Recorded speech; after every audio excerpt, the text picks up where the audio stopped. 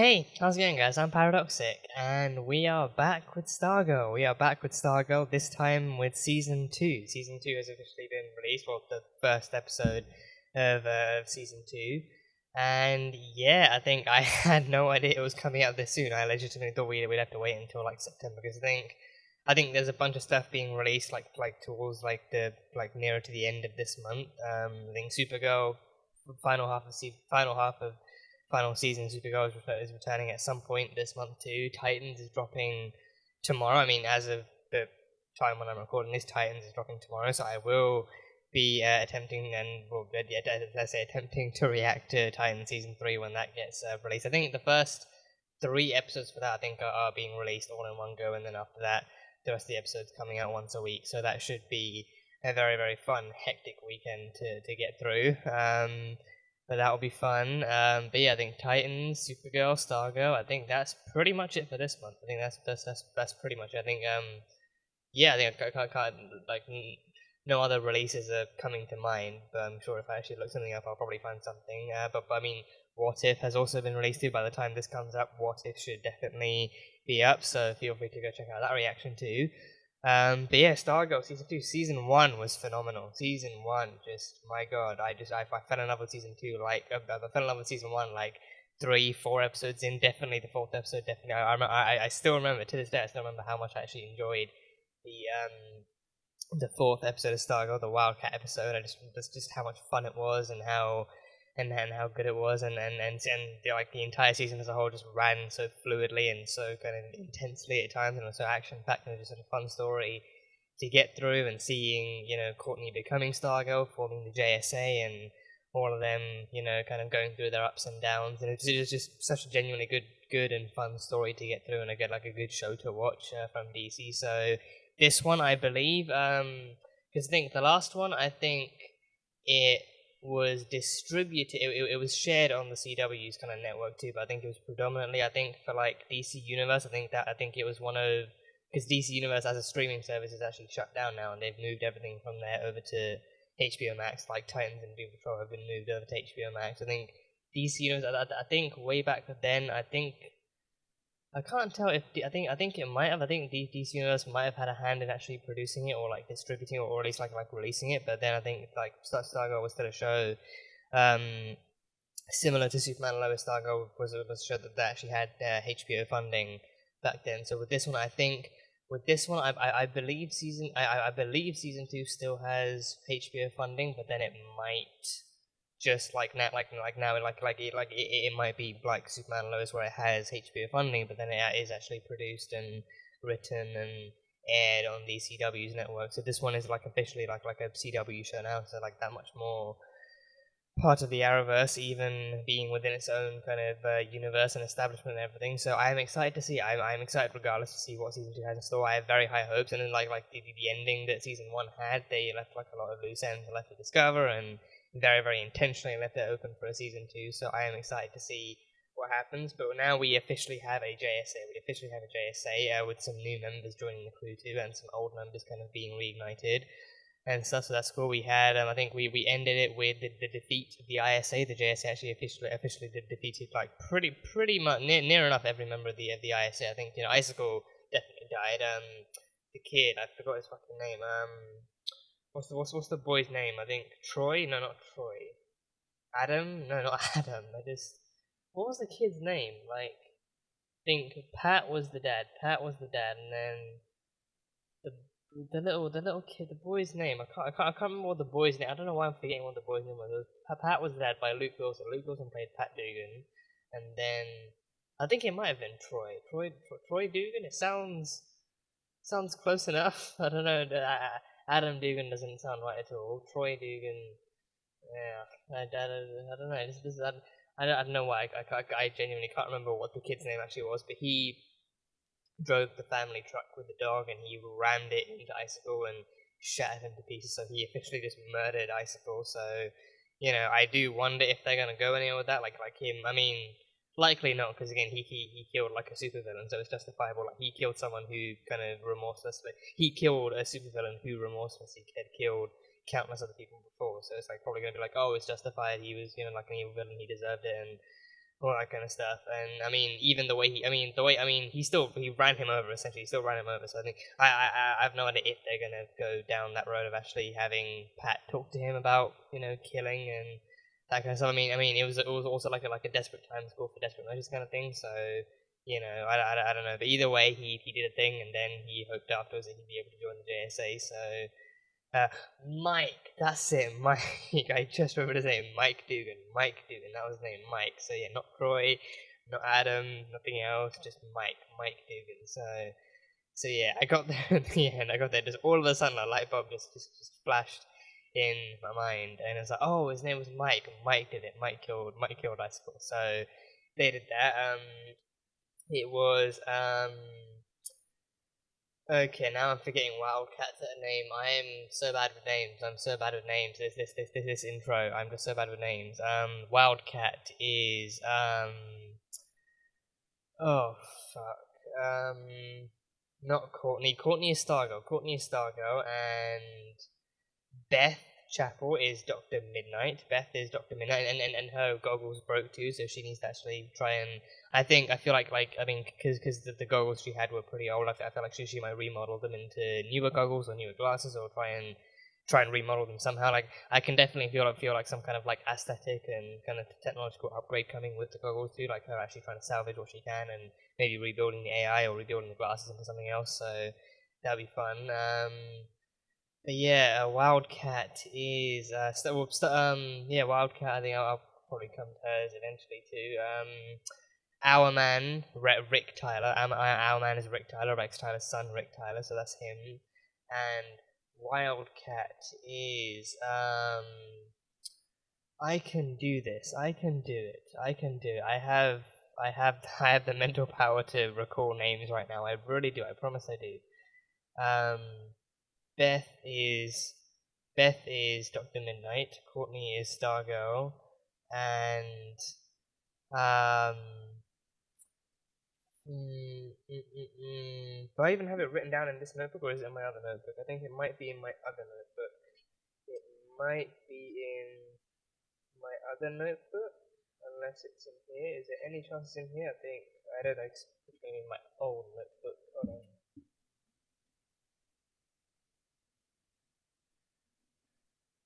Oh god. Oh jeez, my old notebook. It's one of the last few pages, definitely. Yolanda. Yeah, she is, I believe, yeah, Yolanda. That is Yolanda, right? Yeah, that is Yolanda. Yeah, Yolanda. Yeah, Yolanda is, I definitely can't remember her first name. I feel so bad. I can't remember her last name. I really can't remember. I think Yolanda. I really don't know. I don't know why my memory with names is so bad this intro, but for whatever reason it is. But yeah, Yolanda is Wildcat. Yolanda. I had it for a second. I had her last name for a second, and then it just left again. So I don't know. It will come to me. Okay, so it's the same thing with Mike. It will eventually come to me. So yeah, Yolanda is Wildcat. So we were introduced to all these members throughout the entire season, and slowly having them established as their kind of respective characters and mentors and everything, so that was super duper fun. And we had Pat working to rebuild himself as Stripe with his giant robot made out of car parts, and he had a tough enough time trying to handle these kids together, let alone actually trying to reluctantly reform them into like a superhero team. And then the one other returning member we had was Justin, who was Shining Knight, and he had like a giant sword and everything, so he kind of came back and he found his peace, and he actually managed to rectify his own past and found kind of peace still within the new team, and managed to actually get like revenge on the lizard guy. I think was he Lizard King, or I think Lizard King sounds close enough to Lizard King. Or Dragon King. No, Dragon King. I think it was Dragon King. I'm pretty sure it was Dragon King. Yeah, Lizard King was what Courtney called him, and then I think he actually said Dragon King. So I believe he was dead. I'm pretty sure he died. I can't remember exactly who died. I think the Fiddler died. The Fiddler, Anaya Bone, she died because Sportsmaster and Tigress killed her. I can't remember if they died though. But a good few ISM members died. thingy. Solomon Grundy didn't. Rex spared him. Rex spared Solomon Grundy after seeing him kind of retreating in mercy, so he spared him. But in the end, we did see some new, like, possible newcomers too. I think the Shade is coming. The Shade is coming. So the Shade is like a more ominous and imminent kind of threat coming in to probably help revive the ISA after this defeat. And then Cindy went into some old locker room and found like an evil looking crystal thing, and there was like an evil villain in there. So that's the whole thing. So yeah, I've watched the finale like technically twice, once through the reaction and once through editing. Like that's literally I've not really gone back to watch the season as a whole since it actually ended. So probably one of the reasons my memory is failing me right now. So yeah, but no, I think again it is like definitely some loose ends that could use some tying up, and definitely new paths to explore. And yeah, did I mention Starman? I don't know if I mentioned Starman. Sylvester Pemberton, Starman is still alive. He actually showed up at the very end in what I think was like a sort of like a mid credit scene, or like a pre-credit scene, where he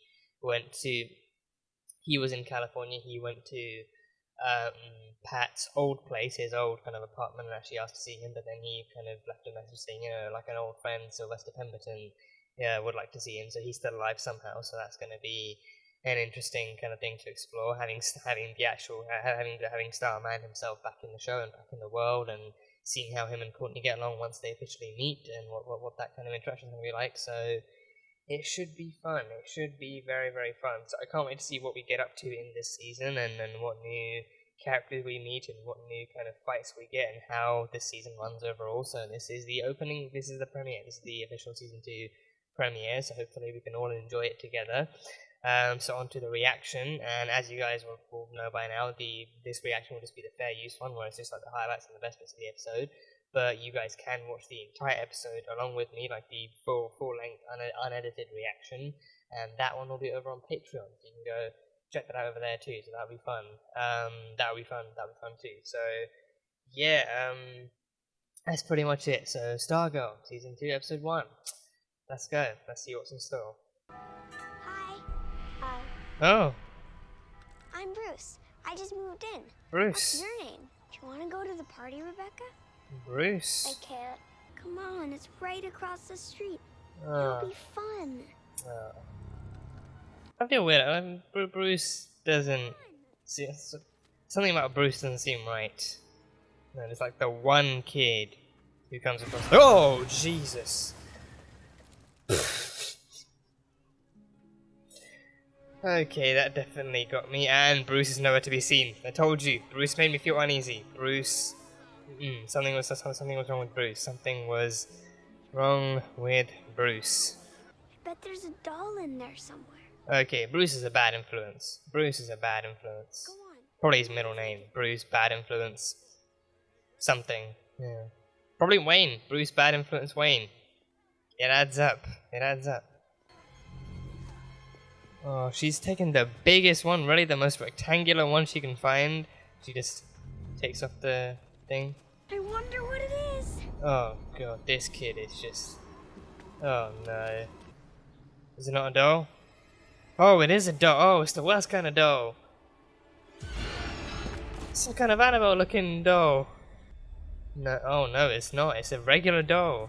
Hey. Oh no, something's wrong with Rebecca. Oh, Bruce is a demon.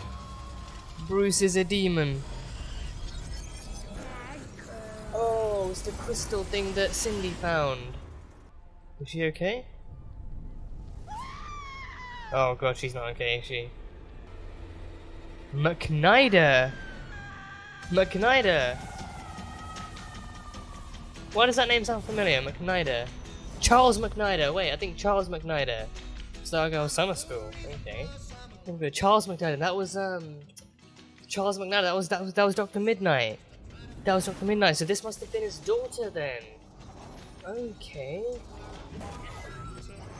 Oh damn. Okay.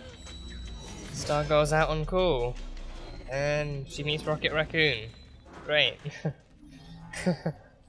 Icicle was shattered. into 1,000 pieces. Dragon King is dead. Tigress and Sportsmaster, they're locked up. Locked up. Okay, The ISA yeah, are done. locked up. All of them. If something happens, we'll suit up and we'll be there. But right now, we're protecting a town that doesn't really need it. Are you telling me criminals really aren't a thing? Burglars? Huh? Muggers? Really? They just don't exist? You'll never quit on me, will you? I think I feel like the staff doesn't really have much of a choice. Don't tell me you've been up all night. We agreed to be honest with each other, so I have been up all night, yes. But with good reason. Perdegaton? Perdegaton? The Flash banished him to an alternate timeline. Huh. Whatever that means. Good on the Flash. Yeah. Blackbriar Thorn. Blackbriar. Green Lantern destroyed him in '88. Oh, the Green Lantern lamp. Is that gonna glow? Is it gonna light up? It is! Ah! The Green Lantern lamp! It's activating! Are we gonna get Green Lantern this season? Are we gonna get Green Lantern? The lantern is activating. We gotta get something. We gotta get something.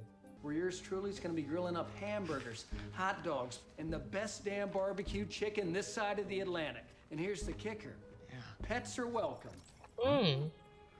That's right. That's right. I figured maybe I could go down to the garage and learn how to fly the robot, fire the giant JSA stuff, you know? Yeah, JSA I stuff. got a future to think about. All in favor for ditching this vacay because we got like real work to do here? Hold it a second. All Right, in favor Courtney and of Michael are family really gonna trip connect live this on season, in our huh? memories and aye. So it's 2v2 essentially. Yeah, it's 2 to 2. Oh, it's 3v2. Oh, the dog wants hot dogs now. Pack your bag. Traitor. Oh, the dog is one hungry mutt. Yellowstone. Yellowstone. Can't believe I'm defeated by the dog. Hey, the dog wants what the dog wants. You can't blame the dog. She is rebuilding the AI. Yes, Beth. Yes. So she's rebuilt the goggles too. She's actually like rebuilt the lenses and the everything. Oh, rebuild the AI. Petition for divorce. Oh no. Oh no. They're filing for divorce. Ay, ay, ay. Is it a trail of fallen trees? A trail of trees that have been knocked down. It's a pretty big bootprint. Oh, is it Solomon Grundy? Is this all Solomon Grundy? Like him just running into trees and trying to escape, maybe. Do you want to talk today, my child? I think I'd just like to sit again if that's okay. Of course. Oh, God.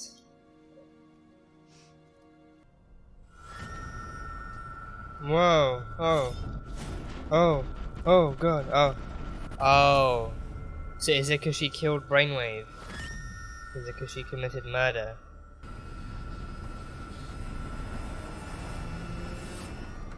Oh, God. The sound he made when I heard him die, it's like, it's all I could think about. PTSD. It's like it's stuck in my head. Mixed with anxiety, perhaps, yeah. I don't know if I deserve to be Wildcat, like... This JSA doesn't work without my best friend. Oh my God, Cameron's back. Cameron, oh yeah, Cameron, yeah, he has powers, What he am I has his, saying?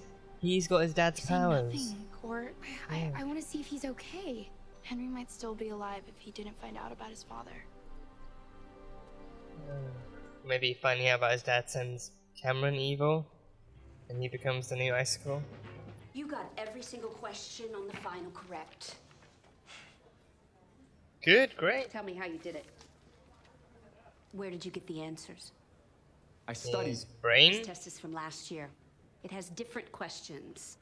So we'll see exactly how much studying you did. I saved everyone in this stupid town. She really thinks he You cheated? know what? Fail me. I will, Mr. Harris. It was a total frame job for some Bonnie and Clyde robberies way before I was even born. Someone set them up. Oh!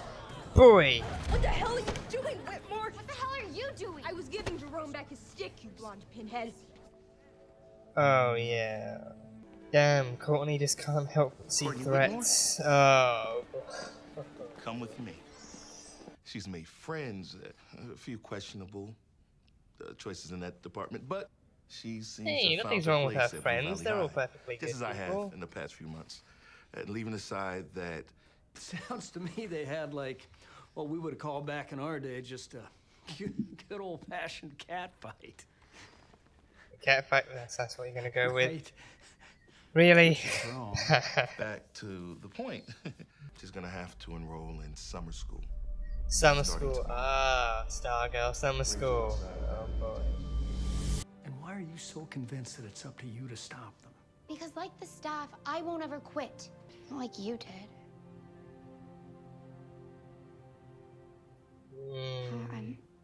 I'm sorry. It's okay. Is that him? Is that Sylvester? Is that Sylvester Pemberton? Oh, he's at a bar. He's at a bar, okay.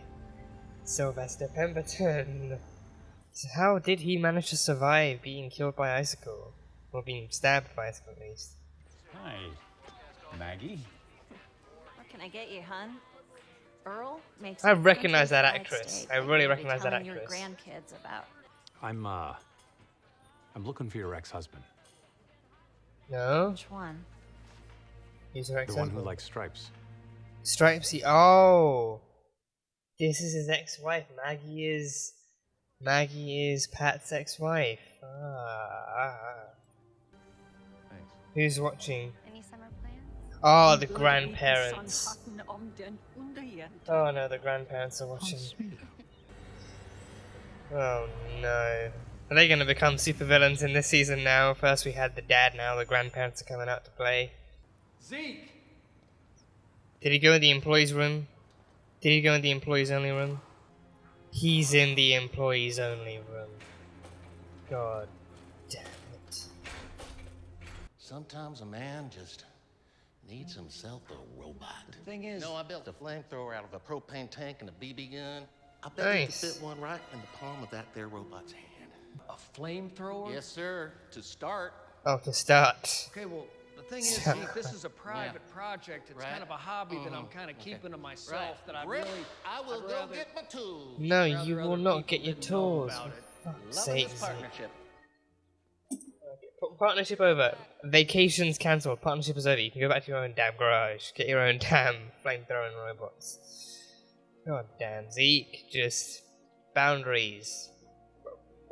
What even are they? What even are they to Zeke? He's brought fried chicken out here? He's brought food? For Grundy? Has he brought food for Grundy? Does he think Grundy's hungry? This is for Grundy, right?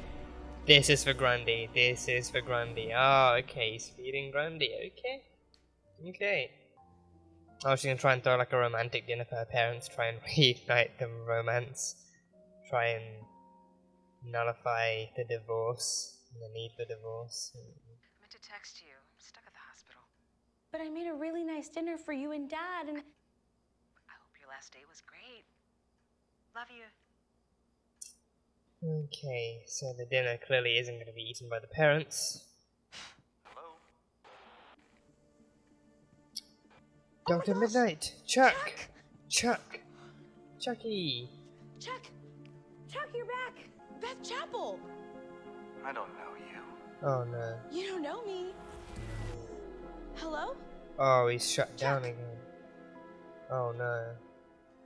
Nothing is going right for the characters in this opening. Nothing is going right for anyone. Oh, the Thinker! Clifford DeVoe, the Thinker! Yeah. Oh. Oh, the Green Lantern! The Lantern! Who's here for the Lantern? Oh boy, oh. Is it the Green... Who's the Green Lantern? Who's the new Green Lantern? Oh, oh, this is really well done. Oh, damn. Oh, oh. Oh, Christ. Oh, oh god, the power ring, the power ring.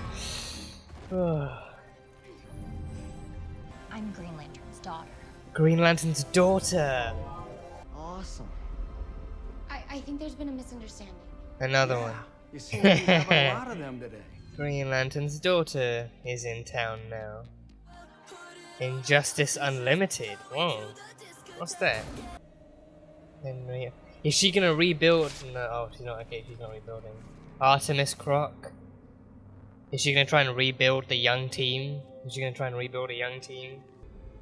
Oh yeah, Anaya Bowen's son. Isaac. I think Isaac Bowen. Yeah. Yeah, and Cameron. Yeah, she's gonna try and rebuild them. So a young ISA versus the new JSA. Mike! Why does she have Mike's picture? How's she gonna recruit Mike? I am ready to serve you. How's she gonna be recruiting Mike? Let's go do some recruiting.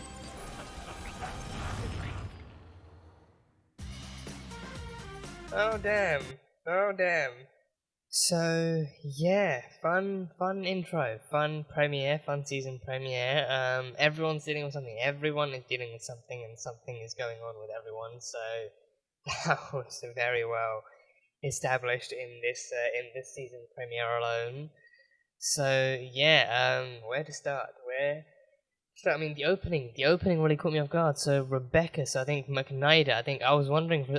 I was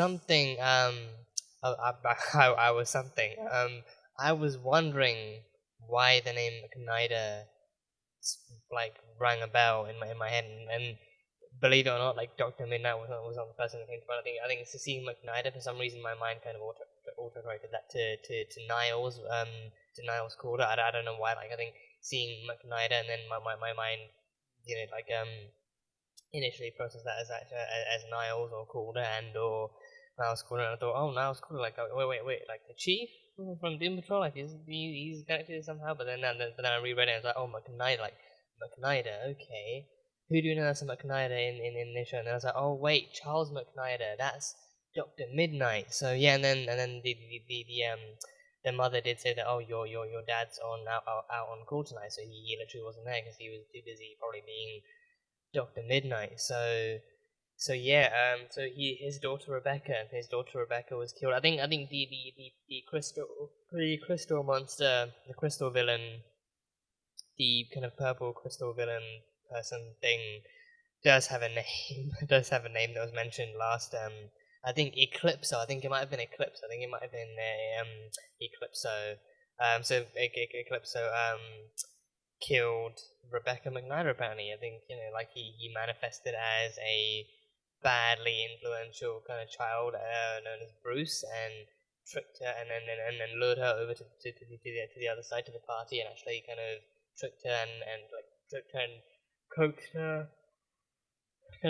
coaxed her into committing thievery when she went to steal one of the presents. And I mean, Rebecca being Rebecca, she just tried to steal the most rectangular one she could find, which I think for her liking would have been more likely to contain something as big as a doll, which it did. But yeah, no, Bruce led her across, and I think he initially almost made her get hit by like a truck or a bus or something, and then he led her across, and then he took her into stealing the president, and then as soon as she opened it and saw like her initial being like a really rotten and evil looking kind of doll from a horror movie, and then as soon as she drops her to go, then it turns back into the newer, cleaner looking doll that was actually bought for the girl, for Susie. So he tricked her into committing thievery, and then told her that she had actually committed a sin by stealing, and told her that she was bad, and then I think he must have killed her, because then the mother went over to see what was happening, and then she found her daughter's body out on the lawn, probably kind of, like dead in some way. So Charles McNider, Chuck, Dr. Midnight, lost his daughter to Eclipso. So that is a pretty dark opening. And yeah, then we see Courtney. I think Courtney as Stargirl, I think, I'd say they all equally had their own fair share of very, very human kind of problems. I think Courtney being the one like the superhero. I mean, well, Courtney and Yolanda kind of shared the same kind of superhero related problems, but then I think it actually would have been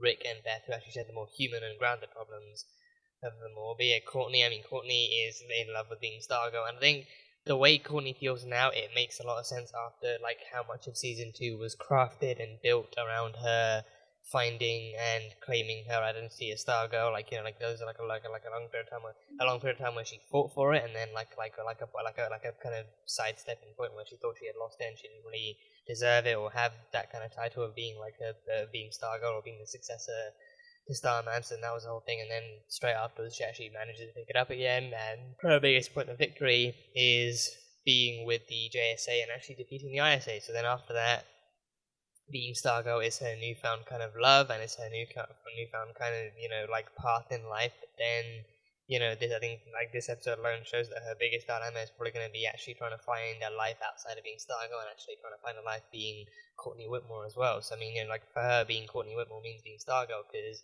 that's who it is under the mask. But then, you know, she doesn't really know what to do when she's not wearing the mask or the suit or carrying the staff with her and everything. So that's like a whole thing for her. I think her even that beginning, like actually trying to find crime in the neighborhood, the ISA gone, and the best they could do was finding a raccoon that was digging around the trash. So not the most fruitful of adventures, but still, I think that I mean.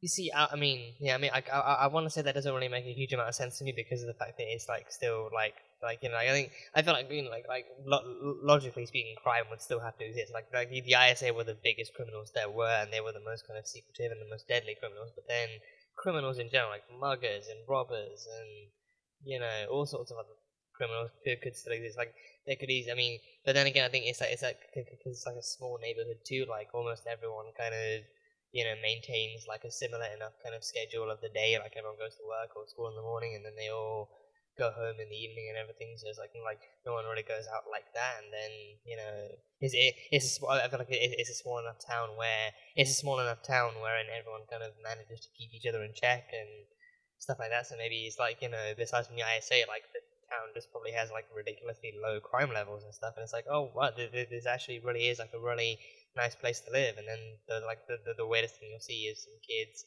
dressed up in costumes and just like patrolling the neighborhood at the dead of night. So you know, like that kind of stuff. I think seeing them actually trying something, but then Courtney being the most enthusiastic, actually being the one who's most driven and who believes that just because the ISA is gone, that crime hasn't stopped, and not even all the ISA is dead, and there's always potential for any of them to return or come back in some way. So she's easily the one with the most drive, but the rest of them still just kind of have their own shit to deal with, and they just kind of have to get on with it.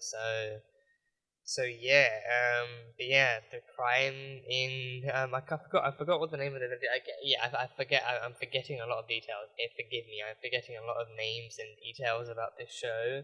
Not my intention. It just again has been a while since I've seen season 1, and since I finished season 1, I think I really can't remember what this town was called, but either way, this town has a really low crime kind of rate, so it's good. It's an ideal place to live. It's very, very kind of suburban, and it's very towny and very peoply and stuff. But crime is pretty much at an all-time low, besides from supervillain groups. So yeah. But then Courtney does end up looking through some old kind of JSA case files and looking at old villains, people who like older kind of ISA villains who could return. And she did mention a few. I think she mentioned Perdegaton. I think it was Perdegaton, like someone who someone who fought the Flash, and the Flash actually trapped them in an alternate timeline. The Flash actually trapped them in an alternate timeline. So then time travel could be the only way that Perdegaton could actually come back. So the Flash, I think we've seen glimpses at previous JSA villains too, like the Hall of the JSA. Or at least like the JSA kind of roundtable thing that Pat showed Courtney in last season. We saw like, you know, Green Lantern's thing, the Flash, and Dr. Fate as well. Like I think his helmet was there. So other heroes and villains, so the Flash. So that's cool. And Green Lantern too. I think I'm gonna get to that soon. But I think they also have the Thinker. They also have Clifford DeVoe, the Thinker. So I am curious if that's like someone else that and I think like the picture she saw was also like an actual mugshot too, so like someone, presumably the Flash or maybe someone else, having actually managed to stop the Thinker and then capture him and actually send him off to the authorities and everything. So the thing goes there. But we also have Green Lantern. I think Green Lantern, clearly by that ending, Green Lantern in at least that mantle alone is going to be playing like a big part in this season. And I think I do remember theorizing as much in the last season too. Like the last season was about actually reviving the kind of JSA and actually rebuilding the team with some new members, and this one might be a bit more about exploring its roots and exploring its history, and actually having the current and newer team members actually exploring its history too. So yeah, now we have the Green Lantern coming in. The Green Lantern coming in. So I mean, Green Lantern's daughter. I think someone actually mentioned last season in one of the reactions that I think the Green Lantern in this version might be Alan Scott. I think it was Alan Scott, like the one from Space. I want to say. So someone mentioned I think someone mentioned that Alan Scott. I think Alan Scott was actually a Green Lantern. Who I think he either made his own power ring or he made his own lantern. Either one of those things. He either made, I think, or both. He made his own power ring and or his own Green Lantern. He actually managed to make it function and work the same as the actual kind of Green Lantern from the GL Corps actually would. So I think that one might have been Alan Scott. I know a few Lanterns names. I think there's Alan Scott, there's Hal Jordan, I think, who's the mainstream one, and there's John Stewart, and there's Guy Gardner. I think Guy Gardner is another Lantern. And I think I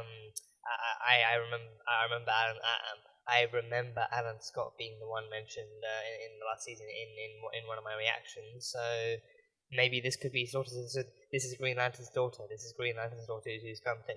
detected, who's got her own power ring. She's got her own awesome, glowing, beautiful power ring, which works in perfect synchronicity with the lantern, with the actual lantern itself. So she is his daughter. She's daughter. So I think like her having the power ring, she detected it and she followed the trail likely, and then snuck into the house and then tried to take back the lantern and everything, and then a battle ensued with Courtney. So yeah, that is going to be an interesting kind of future to follow too. So I think if Cindy is doing what she's doing, then only makes sense for the JSA to recruit Green Lantern's daughter into Team 2. So one more legacy member actually being kind of drafted onto the team and actually joining the team and finding a place and stuff like that. So I think I'm very much looking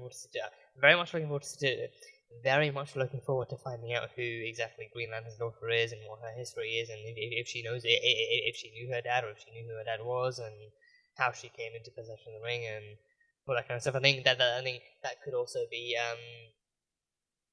depending on how strong the history is between them, then could also be a way for Courtney and for her and Courtney to actually bond over having like superhero dads and stuff like that. Sylvester wasn't specifically her dad. It was actually another guy who looked somewhat like Sylvester, but still, like, having kind of superhero kind of histories and claiming mantles. I think, because I think we don't know if she is his actual biological daughter, or maybe, or if she's his biological daughter, or maybe if she's adopted or something. So that's yet to be explored.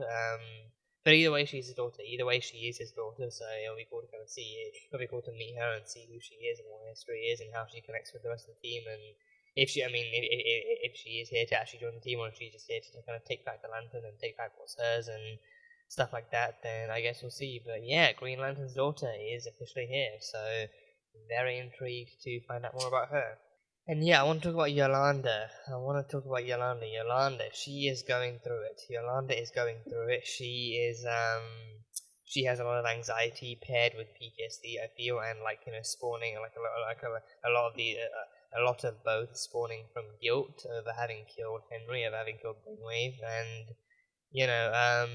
I thought, when I saw her walking to the church, my mind immediately flashed back to when she mentioned that she had actually been kicked out of church after the whole situation with Henry and the pictures being leaked and stuff happened, and her family pretty much kind of cold gave her the silent treatment and just told her to go to her room, and then she was effectively shunned from the church too. She couldn't really go to the church with her family, so then that was the whole thing, and it was one of the strongest parts of her episode and everything. So when she did the scene showed up with her walking to church, I immediately thought that, like, oh, maybe, because then I can't remember. I mean, it might have happened, but I genuinely can't remember if we actually did see her being able to go back to church in the last season. If at some point she actually was allowed by the church to go back to attending them with her family on Sundays or whenever she goes to church. So I couldn't remember if it actually did happen. So I genuinely thought, oh, this might be the first time she's actually going to church. So then might be finally she's allowed, and now this is her first time going back in. But I think based on that kind of like routine-esque kind of vibe that scene gave off, I'd say she's been there quite a few times now. But then now it's her routine. Like, she goes into the confession booth, and instead of actually confessing any kind of sins or wrongdoings or whatever, she just kind of sits in there and kind of I think a lot of it is actually struggling to come up with the words, but then also actually having to confess and different sins. I think can be kind of have varying levels of difficulty to confess and everything. But then for her, it's also just like for her, probably just sitting there kind of in silence, knowing that she's in like a safe kind of space of her own and stuff like that is probably more helpful. So like watching her having to go through that was kind of hard too, because then on the one hand, she is I think she probably does feel alone because she hasn't really talked to anyone else about this, and I think she herself feels enough guilt imposed on her by herself.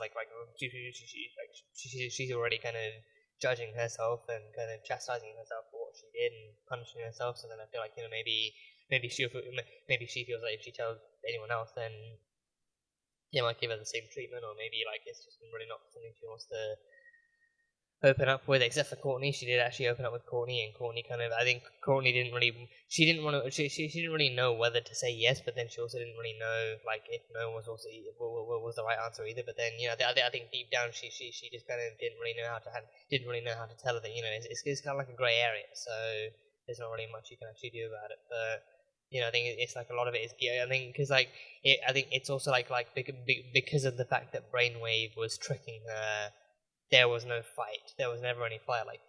She literally saw through Brainwave's lie and then slashed his throat out. So then it was literally I think I don't know if degree would come into it, but I think it would like that with that kind of thing would definitely kind of constitute for murder anyhow. So because then she just saw through the lie and then retaliated as an actual afterthought.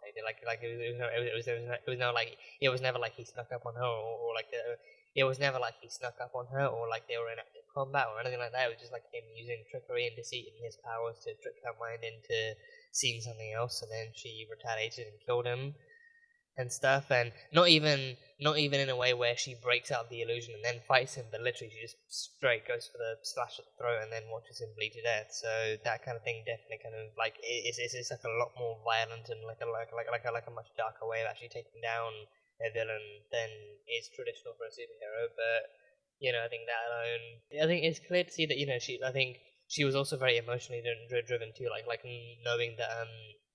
knowing that Brainwave is using his son's kind of face to try and pass himself off as like an actual trustworthy face, and actually using that against him, because I think he killed him and he killed his own son, crushing him under rubble. So then using that face against him, using that face and that identity against Yolanda too would actually kind of annoy her even more once she discovered the truth, and that would make her lash out and everything. But then also knowing it was Brainwave who was actually on the enemy side and actually trying to kill her and her friends and everything, so he was likely luring her into the trap the entire time anyway. So a lot of different factors come into it, but I think the baseline of it is that like morally speaking, it still definitely counts as something immoral. So I think that much is getting to her, but then also her being a religious person, probably reciting and believing in in the Bible and its many kind of verses and its many kind of like words of religious wisdom and everything. Like I think pretty sure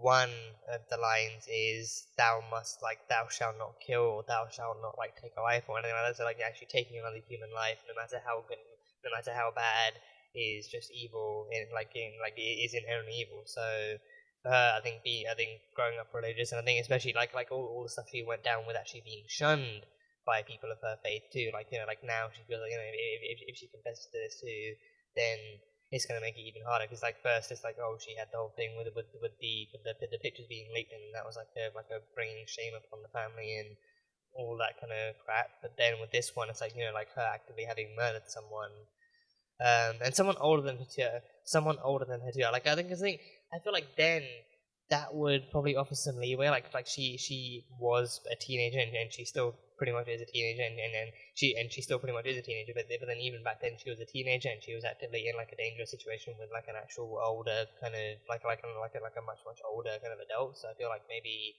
that would offer some leeway, but then again, he didn't pose immediate danger. He wasn't they were not in active combat. It wasn't really self-defense. It was her seeing through his deceit and then actually retaliating before he had the chance to actually instigate any actual kind of immediate violence. So then it would still be like, well, he didn't really attack you just yet, but then you still kind of you punished him before he actually committed the later crime.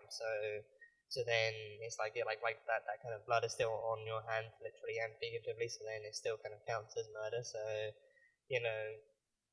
knowing that would also, I think just knowing that as a superhero too, like actually her being a superhero, her being Wildcat, even then like she even kind of told Courtney that she feels like she doesn't really deserve to be a Wildcat, or that Ted Grant would never have actually killed someone or killed a villain or killed anyone and done this, and maybe she doesn't really deserve to carry on his mantle. But then Courtney reassuring her that her like JSA is nothing without her best friend as Wildcat, but then also that Ted Grant, that he wasn't there, so there's no telling what he would have done. But either way, he like him being him having been Wildcat, him having been a superhero in this kind of line of work, he would have understood that desperate times go for desperate measures, and you can't really kind of wait until things get worse just to have a more justifiable way of dealing with them. So so then she hopefully kind of has a way to actually kind of deal with it and process it a bit more. But I think it's clear that the kind of guilt is kind of leading into further kind of PTSD and further anxiety and stuff. So I do worry for Yolanda. I do really worry for Yolanda, but I do kind of look forward to seeing how she also deals with this and who else she tells and who else she confides in and stuff, and what else happens.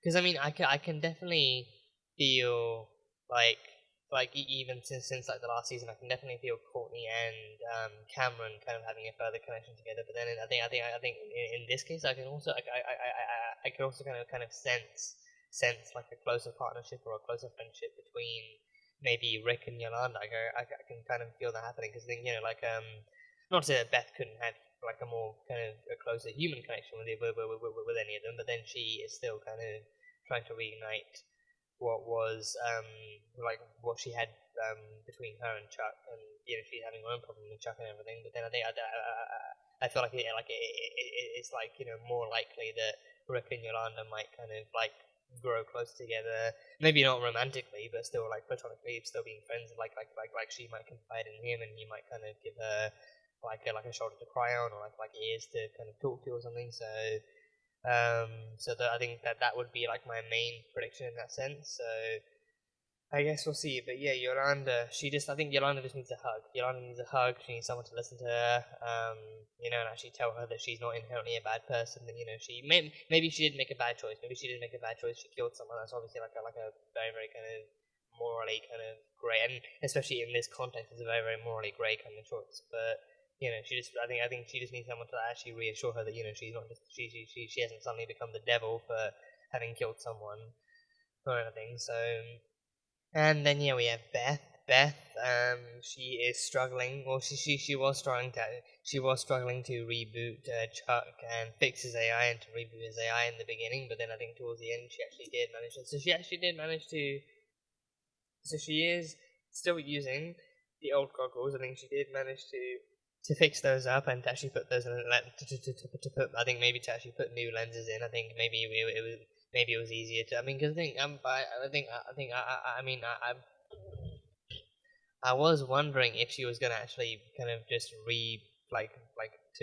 repair the old goggles, or if she was actually gonna try and. Because I figure like a cool thing to do would be to take the tech within the goggles and then integrate them into her glasses. So then it would be like similar to the Sonic glasses in Doctor Who, like actually integrating that technology into her glasses, and then like it would actually, because goggles are much more stable for actual kind of actual JSA situations, like when they go into combat, glasses can fall off way too easy and they can get damaged way too easy. So goggles are actually stronger and stuff like that. So I think it makes more sense in that case. And I think it's still good to kind of have separate things and try and maintain some sense of human identity without kind of merging them, without having to merge the two. So I guess it makes sense. But in the end, Chuck turned back on. But then Chuck has memory loss. He can't remember Beth. He couldn't remember Beth. But then because he couldn't remember her, he then denied her any further access to his voice or to his AI and everything. And then he just kind of shut down. So she's on the verge of losing Chuck, unless she actually does something quickly and actually repairs him and helps him remember her and stuff. So there's that. But then there's also her parents. And I think I noticed in the beginning, her parents seemed a lot more distant. I think her parents seemed like a lot more distant compared to what we've seen before. And I think in season 1 too, we've seen that her parents do have a tendency to actually work late for them because of that. Beth will kind of bring dinner to their offices after school and actually have dinner with them, and then I think maybe they go back home together, or she just goes back home after dinner or something. But then in this opening, they did actually seem a lot more rushed and a lot more distant and a lot more kind of okay, love you, and then just walking out the door straight afterwards, and then she, being her, actually anticipating like a rush kind of exit, does kind of prepare breakfast for them on the way. So Beth just really cares. Beth really cares about her parents. She really loves them. She really wants to spend time with them, and I think it's not just that, but I think she wants to spend time with them. But then she'll also take whatever she can get. If she can help them in some way and actually save them time and actually be useful and be helpful, then she will absolutely go all the way. She'll go as many miles as it takes and stuff. But then it does still hurt her when they're unavailable and when she can't probably just hang out with them like she used to and stuff. So there's that. But then, to add salt to an open wound, they have filed for divorce. They have both filed for divorce. So that is not going to be an easy thing on her either. So she is going to have to try. And so I think then that's why she actually kind of crafted that delicious looking dinner with the delicious kind of candlelit wine kind of dinner for the two of them to hopefully kind of reignite whatever love might be kind of in the process of being lost between them, in the hopes of actually kind of nullifying the divorce and preventing the divorce and everything. But then once again, her mother is working late, and then her father's working late too. So that plan didn't go quite as planned. So that's an issue. But yeah, so that's going to be an issue for her too going forward. I think actually trying to keep her parents together, and also trying to maybe even actually try and reignite some connection with them as well, where they actually have time for her, and maybe when they actually want to actually kind of hang out with her and stuff. But then also actually trying to bring Chuck, because I think Chuck was her only friend. Chuck was her, well, not her only friend besides from the team, but then her closest and the one that she arguably spent a lot more time with was actually Chuck and stuff. So actually bringing him back is a lot more integral to her life now, because then he's the only one that she can actually talk to and confide in and stuff. So having him out of the picture is not making the situations she's going through any easier. So yeah, hopefully she can actually sort something out with him soon. And then you got Courtney. Courtney is just struggling. Courtney's struggling with the superhero stuff, but then also even more so with her human life. So I think Courtney's one. I think given what the whole kind of the mainstream / kind of traditional kind of superhero double life thing is, because I think it reminds me. I think it kind of reminds me a lot of what Peter Parker's life was. Minus the bad grading, with Peter Parker, he was also an actually kind of intellectually gifted kind of student. He always aced his classes and his tests and everything, so school wasn't really the biggest issue for him. But then punctuality could have been an issue for him because of being Spider-Man. But then also actually being, for him, it was a lot more his actual interpersonal relationships with other people, and actually being present in their lives and that kind of thing. So school wasn't really much of an issue for Peter at all. But with Courtney, it's quite the opposite. For her, she almost pretty much attacks kind of Artemis under the impression that she's gonna get the hockey stick kind of swung at her head and everything, and also more so because Artemis is actually again child, not to be too judgmental, but then like Artemis is also like the child of sports mastering titles. I think, to be fair though, with Artemis, I think she has no idea. I think to our knowledge as a viewer, she she has no idea who her parents really are. Like all she knows, I mean, she was kind of boasting about being able to use her parents being in prison to scare the other team. But then I think that's also just like her using methods to kind of be like intimidating. I think it's not her like using like villainous methods to try and win. I think it's just her trying to be intimidating and actually trying to be like that just for the sake of being like that. So I think like the Artemis, I think she has no idea that like at any time anytime one of her coaches would actually kind of badmouth her or undermine her or bench her or something, then her parents would actually sneak out in the middle of the night to actually kill them and have the school try and pick another coach or anything. So like she has no idea about that, but then she just kind of excelled in life thanks to her kind of parents' interest in her and her sports career and everything. So I feel like she doesn't really have much potential to be a villain, but then I don't know. I feel like there's still like an intimidating side to her, and like a formidable side to her that Cindy can exploit. But then she still isn't really kind of that kind of character either. So I think I'm kind of curious to see where it goes either way. But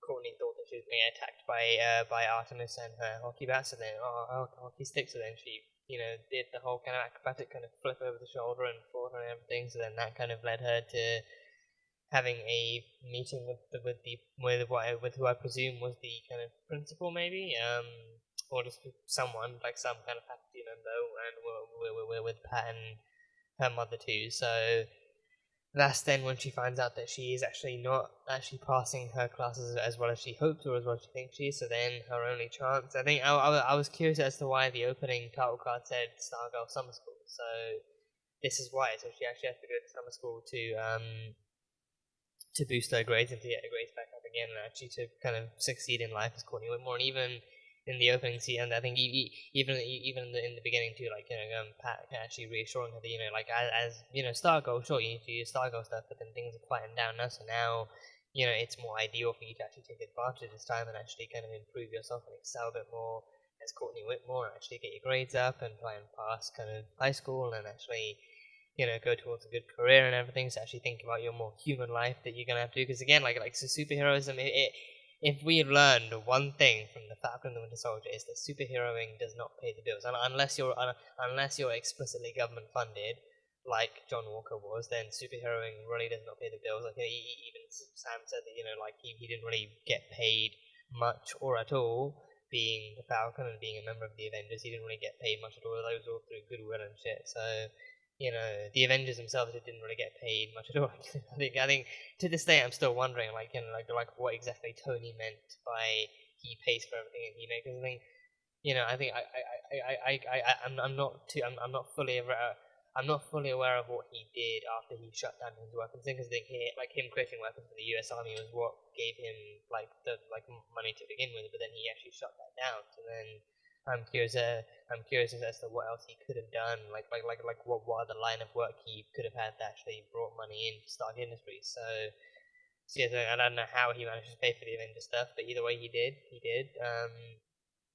So that's that. But then Courtney, being Stargirl definitely would not pay the bills to that level just yet. And I think it's also why I feel like I mean, if it weren't for the presumably low crime level, like the low crime rate that the town they're in probably has, then if they actually went after even pettier crimes, if they actually went for more street level crimes, then they probably could have actually garnered more attention, actually gotten in the town's paper or something as this new superhero team on the block and everything, actually defending you and defending your homes and everything. So it's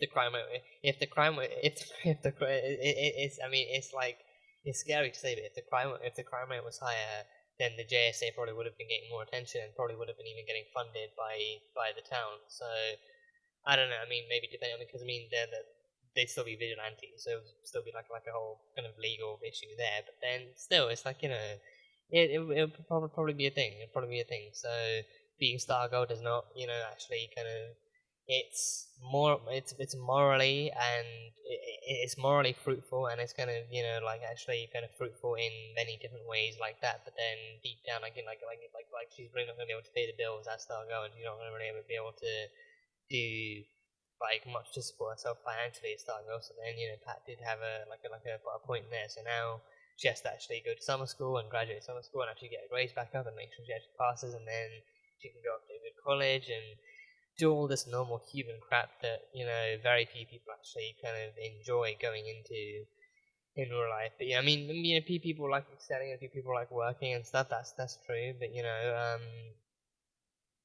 I think it's like I think it's I think not to say that no one likes it, but you know, it's like, you know, like real life can be, you know, harder than most people actually like, and harder than most people actually are, like, you know, used to dealing with, or harder than most people are willing to deal with. But then, you know, humans being humans, we put up with them. We still kind of, you know, trudge through every day, you know, like dealing with whatever life throws at us. So, you know, we handle it.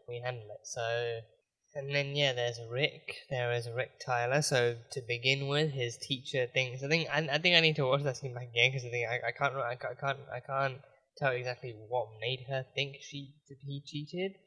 Because I think she mentioned like there was like a previous year's test paper or something. Apparently he must have used that or something like that. I mean, she mentioned like another test paper that he must have used, but then, you know, like regardless, like she thought he cheated. So then she wants to actually make him retake the test during the final break of the semester, and then apparently watch his every move too. So I think I'd like besides from there being like another test paper that she suspects him of using, like the thing, there's no other evidence I can think of that would have actually provided any further suspicions. I think, I don't know if it's maybe just judging him for kind of him not having been as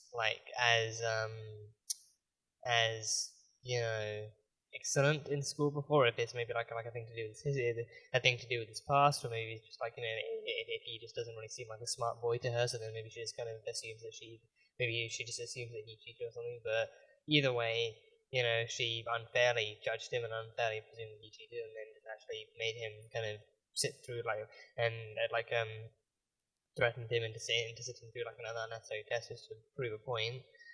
So there was that whole thing.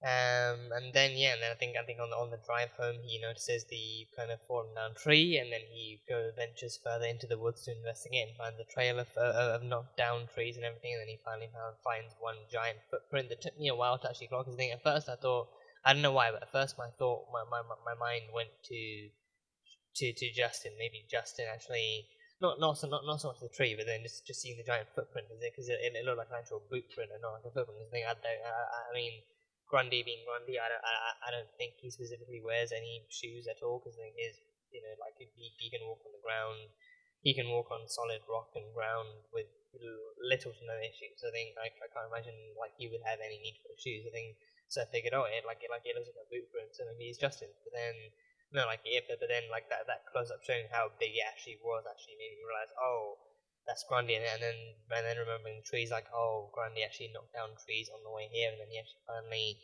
left a nice kind of footprint and a nice footprint for Rick to find, and for Rick to kind of deduce and put together that Grundy is now in this kind of territory and stuff. So yes, I think Grundy.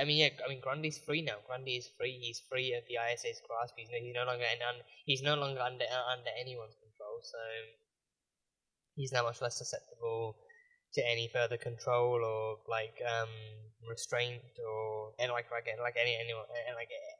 else's kind of restraint. So he's kind of like a free, he's a free Grundy now. He's a free Grundy. He's a free man. So he's retreated to the woods, and I think Rick kind of like remembering what it was like last time too, Rick remembering that he didn't just not defeat him, but he also spared him, because he saw how how Grundy himself had actually begged for mercy, like Grundy finally being alone, the other ISA people being God knows where, and him being alone with Rick in the underground lair, like him being alone there. Kind of made him finally feel like, okay, now I'm in like a safe place where I can actually be truthful and be honest. And then he actually did beg for mercy and everything. So then Rick kind of found it in him to actually spare him. And I think I'm hoping people don't use that against Yolanda, like, Rick never went ahead and killed Grundy. He managed to hold. He managed to show restraint, but then Yolanda just can't help but kill Brainwave. I personally didn't see anything like that way back when that finale aired, but I'm hoping that people don't end up trying to use that against Yolanda in some way. So, you know, and I don't know, maybe Grundy still being alive could still kind of, you know, like help Rick give Yolanda some advice if she confides in him, and actually kind of allow them to connect further as well. And then, you know, like, I think Grundy could be like an interesting. I'm wondering if Grundy could actually be like an interesting addition to the JSA too. Like maybe because I think unless Cindy gets her if Cindy gets her hand on him first, then maybe he might get redrafted into the ISA and actually become their pet again.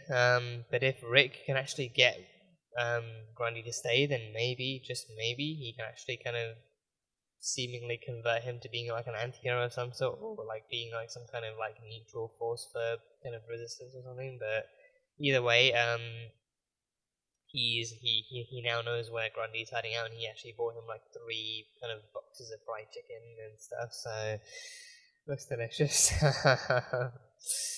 But he bought him food, probably dinner or lunch or something, so he bought him food to kind of, you know, keep him fed and everything. So like probably like a sign of peace too, like, okay, I know where you are, but I'm not gonna come bother you, just kind of leaving you food here, and you can pick it up in your own time, preferably before it goes cold, and you know, you can still enjoy it nice and hot and fresh and everything. So, you know, being so kind is to actually keep him fed, and then you hear the giant stomps in the background and everything, so yeah, Rick and Grundy, that is going to be an interesting kind of dynamic to see going forward into the season, so yeah. And then yeah, there's Cameron, and his future is somewhat undecided. Cameron is kind of like replacing the old kind of tire shop kind of wall art with some kind of memorial for his dad and everything, so his future is undecided. But then his grandparents are still very much present, and they do not like Courtney. His grandparents, knowing who she is and what she's done, but also who she is and where she comes from, they do not like her the slightest bit. I think the grandma wants to actually tell him the truth and get all the good vibes out of the way completely, but then the grandfather is kind of enjoying Cameron kind of smiling and being happy, like a little bit more. So he's kind of cherishing that a bit more before they actually do anything rash. So it's going to be interesting. It's going to be interesting seeing how the grandparents move forward with this, and if they're going to be a part of Cindy's plan in any way. If they're going to be a part of Cindy's plan in any way, if they're going to maybe help her recruit the younger people, or if they're going to try and kind of be villains of their own and try and take on their identities of their own, or if they're going to help. Maybe they help the Shade and Eclipso come back to life again, come back to physical form, and come back into play again. But I think unarguably the grandparents are going to be the most villainous, or at least one of the most villainous this season, with them still trying to enact Joseph's master. Joseph? Was it Joseph? I think no. Jordan, not Joseph. Jordan Marquand. Yeah. Trying to enact Jordan's master plan and everything, and actually maybe trying to rehash the plan and actually trying to adapt it for like season 2 or something. So it'll be fun to see exactly what they get up to. We had Sylvester. He went to a bar. Sylvester actually drove to a bar, and he tracked down Pat's ex. He tracked down Maggie, Pat's ex. I think he's gone from Pat's old apartment in LA or somewhere in California to a bar somewhere else, and he managed to track down Pat's ex-wife, so now she can hopefully help him find Pat, and then hopefully in a good couple of episodes time we can see Sylvester finally making that reunion with the new JSA and actually reintroducing himself as Starman and actually doing that, because I think what I'm most looking forward to is not only the reunion, but actually Starman getting to know Courtney too, Starman getting to know Stargirl and actually meeting her and actually kind of being proud that someone else is actually picking up the mantle and actually being the new star person and actually carrying the staff again and actually trying to be the hero in a time of need and everything. So I'm really looking forward to their introduction, to their first meeting, and to whatever their kind of friendship might be. So that'll be fun. But he's got quite a ways ahead of him. He has quite a ways ahead of him. So I am curious to know exactly how long it might be, but also then exactly what he might do. Like if he might try and suit up as Starman again, or if he's just going to try and actually observe from the sidelines and actually let Courtney take the reins, or what's going to happen. But it'll be fun. It'll be fun. And then yeah, we have Cindy. Cindy is still able to access the underground lair through the kind of secret tunnels in the school behind the locker room. So she has that, and then I think she had like a folder called Injustice Unlimited. I think it was like Injustice Unlimited. So yeah, she still has access to the kind of round table of the JSA and everything. And she is gonna do some recruiting / rebuilding of her own. She's gonna do some recruiting of her own. So okay, so the photos she had that made sense were Cameron being the son of Icicle and him having powers himself, even if he doesn't know yet, he has powers himself, so he kind of is an ideal candidate in that sense. And then Henry is dead, so then she kind of naturally tore that photo in half, so Henry's dead, so no Henry. Artemis being the daughter of Sportsmaster and Tigress and having her own sports capabilities, she can easily be someone new, so she's in. And Isaac Bowen too. I think he followed his mother's advice. I think at the end of the last season he did follow his mother's advice, and I think he jammed his trombone up like another student's ear, or like in like another student's face or something. So I think she gave him the advice that his father would only ever actually one time his father was undermined by like a fellow kind of musician, and then he took his trombone or something and actually shoved it in their face or like in their ear or something. So then yes, I can't remember exactly what instrument he plays. If it is actually like a trombone or like a trumpet or like a cello or something. But I think it's something. And then I think in the finale he actually whacked them around the head with it. He didn't so much shove it through like an orifice, but he actually just whacked them around the head with it, and then they started bleeding. So he already kind of is showing some violent tendencies, but also actually following his mother's advice. I mean, I'm still annoyed they killed off Anaya Bowen. I'm still really annoyed that Sportsmaster and Tigress actually killed off Anaya Bowen and stuff, because I think she was actually like a genuinely interesting kind of villain. I actually would have liked to see more of and stuff. So killing her off seems like just like it seems like like Sportsmaster and Tigress are also ones who kind of tend to follow their they are also ones who tend to follow their own orders and actually follow their own rules and everything. So I think in that sense it makes sense that they would actually take that kind of kill order into their own hands and blame it on miscreancy or kind of mistrust or something. So then that's that. But then I really wish we could have seen more Anaya Bowen. So now we have Isaac, and Isaac is also like on that kind of list, so he could also potentially be like the new Fiddler as well. So that is a possibility. So yeah, so then those are the names that make sense, right? Those are the names that make sense. Then the picture that doesn't make sense is Mike. I don't know why she has a picture of Mike. I don't know why she thinks that Mike would be, because I'm kind of assuming that Mike is actually because I think it was after she put down Mike's photo that she said, "Okay, let's get some recruiting now." So it wasn't like let's use these three to kill Mike. It was like, putting Mike's photo down, and then it's like let's get some recruiting. I think that one makes no sense to me, because Mike is Pat's son. He is the son of a member of the JSA, not the ISA. He is also like a legacy team member, but then he is also he's a legacy of the JSA. So and he desperately and intentionally and he is driven by his desire to actually be like a JSA member. Even in this episode, he's asking Pat if he would actually take him down to the garage and actually teach him how to fly Stripe and everything. So he is more than on board with being on the good guy side. He's more than on board with being a hero and being a member of the JSA. So there is little to no chance that Cindy could possibly convert him over to the bad guy side in any way. So I am very curious to know why she has that picture, but also what makes her think she could actually convert him over to the villain side. So yeah, I'm not sure, but I guess soon enough we'll find out. Maybe if she's gonna be maybe if it's gonna be threatening him or teasing him with all these cool perks of being a villain or something, or maybe she's gonna do something else. But I don't know. Either way, I guess we'll find out exactly what makes Mike a potential candidate. But the other ones make perfect sense. But yeah, that is pretty much all I can really think of. I didn't really write much else down besides from all this. I have a full page of notes, but nothing else really comes to mind too strongly. I think everything else is just kind of seems like smaller tidbits or something. But yeah, for the most part, that is it. So I think family vacation is cancelled. So now Courtney has summer school to pass, and like high school to pass, and a human life to think of, and everyone's got their own kind of problems going on, superhero and like superhuman and human as well. So it's going to be interesting seeing all the kids kind of juggling all these different kind of dilemmas, that some of which are interconnected, and then some of which are interconnected, and others which are not. But I think it's going to be cool regardless to see how they actually deal with like their human lives and their superhero lives being entwined in this way, and actually seeing like how they kind of handle new threats coming in, and how they kind of react to Sylvester finding them and actually coming back into their lives again. So it should be fun. But again, this was a great premiere. This was a really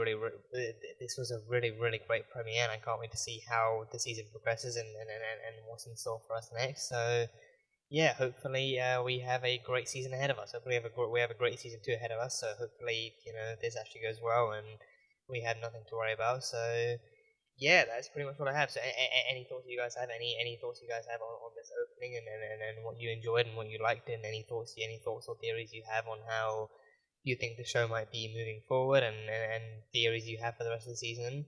Comments are open. Have at it. Let me know what you think. But yeah, that is pretty much it. So that was Stargirl season 2, episode 1. So as always, thank you guys so much for being here and for watching this video. If you guys enjoyed it, then salt and burn that like button. Comment on what you thought of the episode and what you think is coming up next in Stargirl season 2. Once again, the full-length reaction will be available on Patreon, so you can go check that out over there. And yeah, that is it. So I will see you guys next time.